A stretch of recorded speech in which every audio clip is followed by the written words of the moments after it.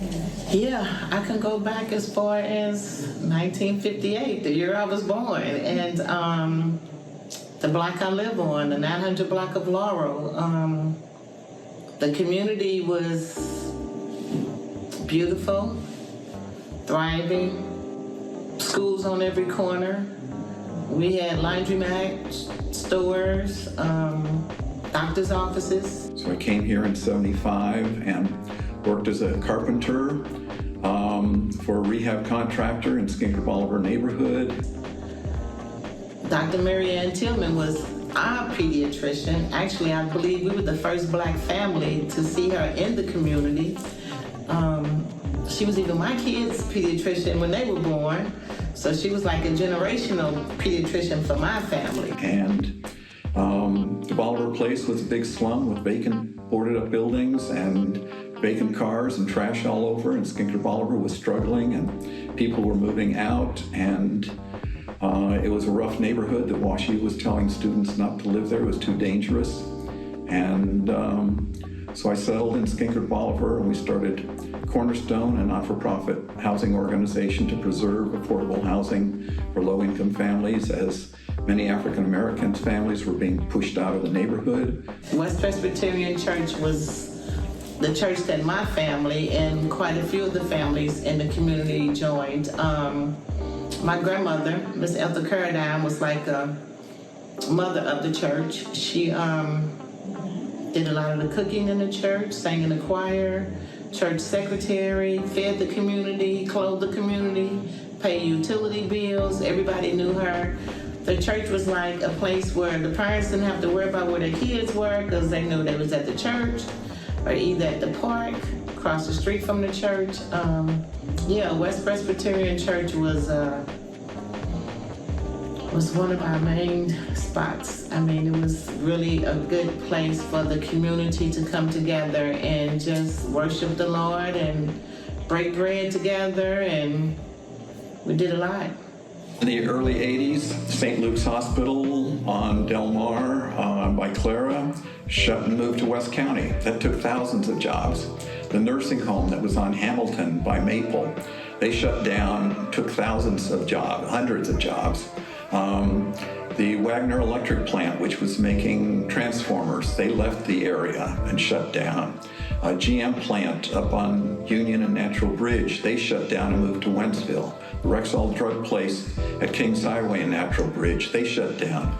And so thousands of jobs, many of them for unskilled workers, and many of them were decent pay, left the neighborhood.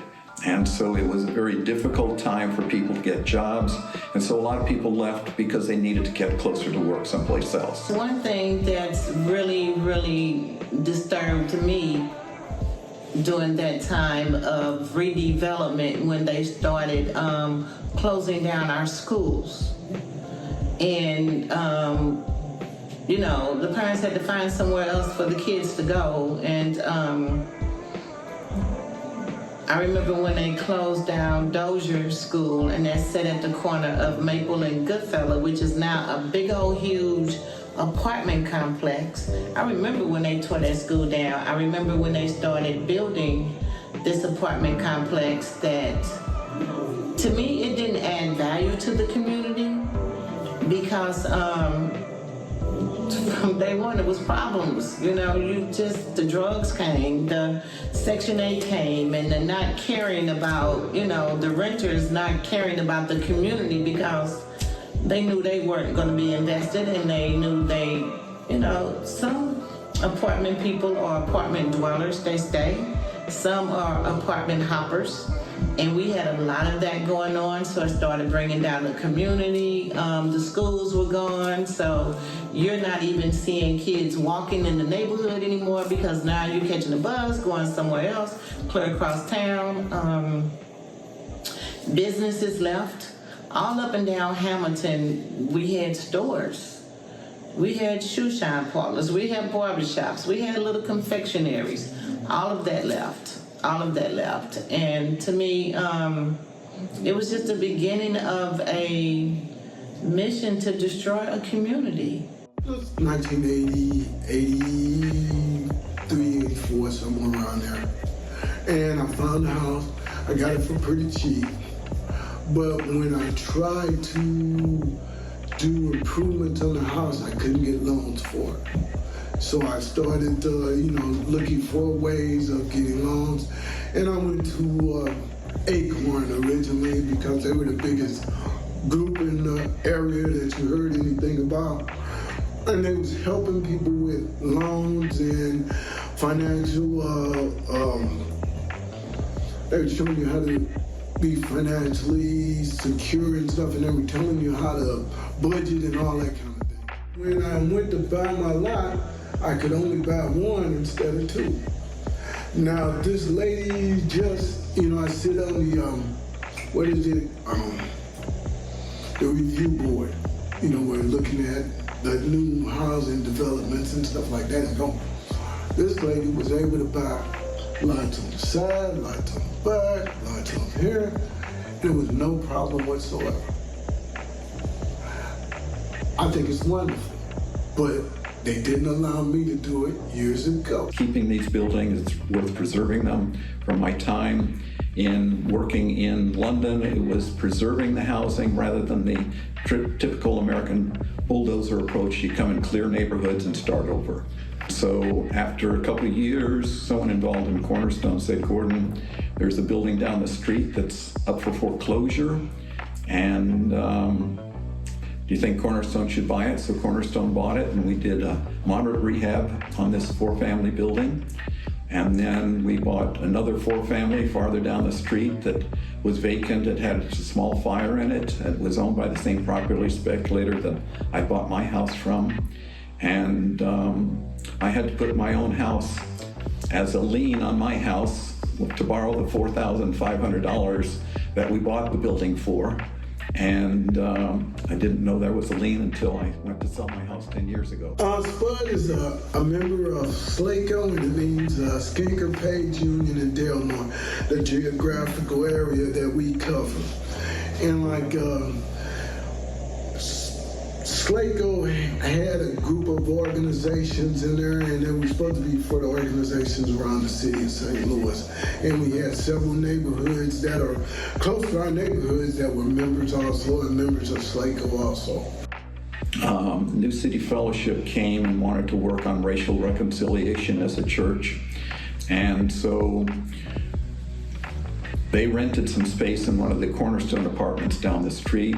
And at that time then, drug dealers were coming in. The Boys of Destruction was the big gang in the neighborhood. They were red, and it was a big issue. And in '94, then we had meetings between the gang leaders and the police and the management of Cornerstone and the tenants.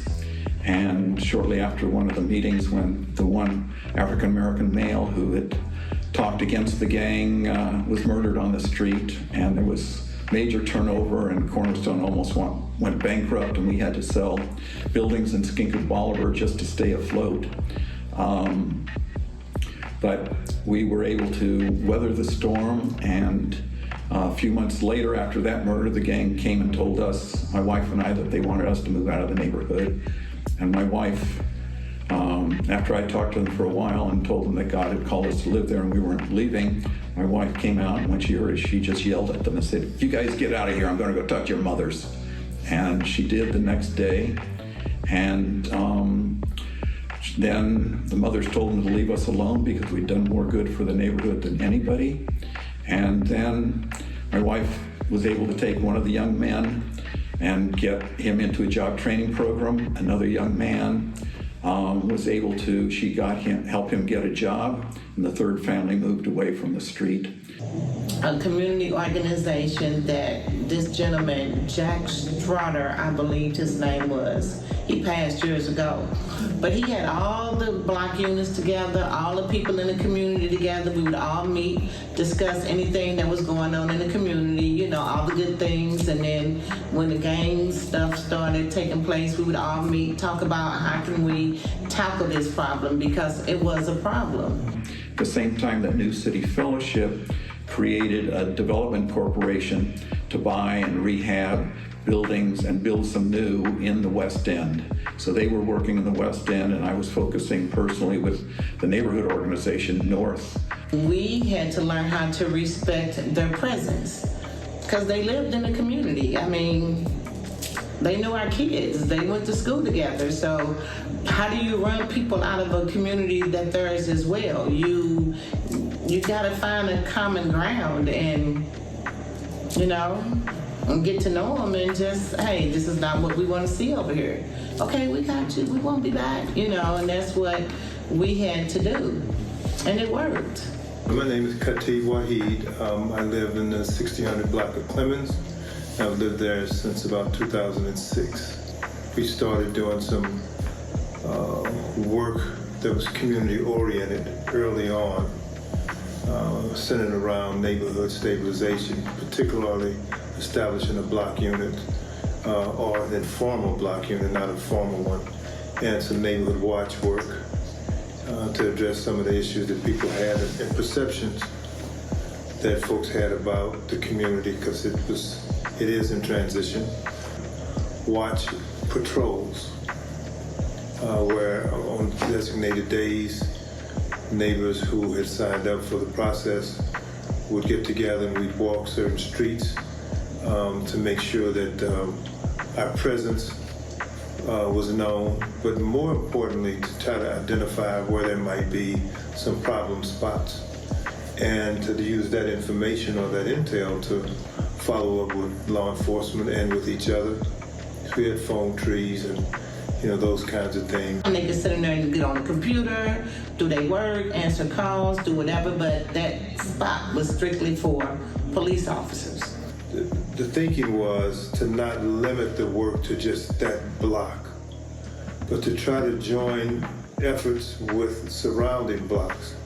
So the street in front of us or to the south of us, or actually behind us if you're going south, Enright, and north of us, which is Cates, and then the 5800 block of Clemens and the 5800 block of Enright, we'd come together and we started doing what was then and still called National Night Out. And we would collect, small amounts of money from folks. We'd purchase, some hot dogs and burgers and veggie burgers for people who didn't eat meat and some other kind of things. And we'd meet and congregate on that lot till dark and talk about, among other things, how we could be a support and resource for each other beyond just the block that we lived on. I mean, they're still there, but they don't bother us. I mean, they're in some areas where people aren't pleased with the activities, but to me, with all the newness that's taking place, and that's still taking place, we need to help our neighbors and try to get that under control, because we're a whole community, and nobody should be living uncomfortable in a community. You want to put changes on their block, but you're 5 blocks away, but you're going to welcome this to their block. No, get over there and help them stabilize their block, and then try to bring something new to their block. Help them stabilize it first. I just feel that's community engagement. Most often we were very well received.